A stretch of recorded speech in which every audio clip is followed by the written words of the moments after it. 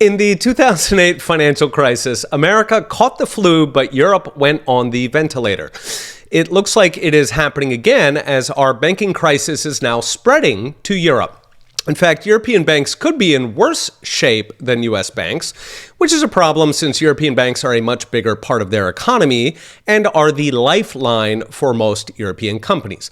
So far, the euro pain has been out of the headlines since the first wave of this bank crisis was directly from rate hikes, and the European Central Bank did not hike as hard or as fast as the Fed. But the next waves are likely to be even bigger than here in the US. First, the news. Sweden's biggest landlord, the unlikely named Sam's Hall's Byggnads Bolaget, apologies to my Swedish listeners, is crashing after a cut to junk by S&P. That was followed by a suspension of their dividend and a 90% plunge in their stock price. This is a problem, both because 60% of Swedes rent, landlord companies are a big deal, but it's a much bigger deal because Sam's Hall were seen as a canary in Europe's coal mine, raising questions about commercial real estate across Europe, and now that canary is going down.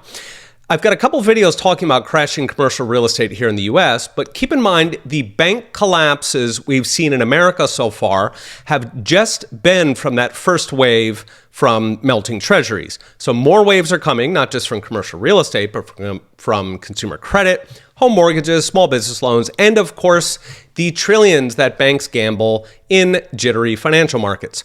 Now, broadly speaking, European banks have all of those same exposures, and European banks fall harder because total assets in the EU banking system are about 28.5 trillion compared to roughly 23 trillion in the US. Of course, the U.S. economy is much bigger. We're about 50% bigger than Europe because socialism and now suicidal green policies. So European banks are roughly twice as big in terms of their economy than here in the U.S., and they absolutely dominate lending. Given that scale, every problem American banks have is likely worse in Europe: the commercial real estate, consumer loans, industrials, and small business loans.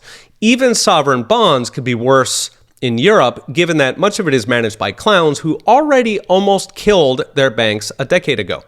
Now, next month, we're going to see a big credit crunch for European banks as 500 billion in pandemic-era central bank handouts, in theory, have to be paid back.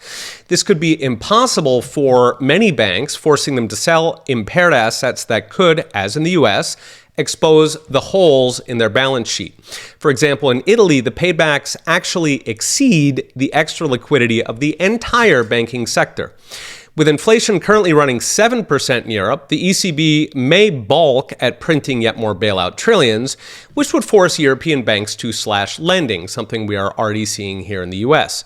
Now, given that EU growth is already forecast at 0.3% for this year, that's roughly population growth, this would almost certainly throw Europe into a recession, and that could potentially be a deep recession, going by new German industrial numbers showing an 11% collapse in orders on the month, which is the worst since the height of the COVID lockdowns. And so, as Europe joins America, Japan, and even China in downturns and potential financial collapse, it is looking like the next year could be a very rough one across the world. All right, we'll be watching. See you next time.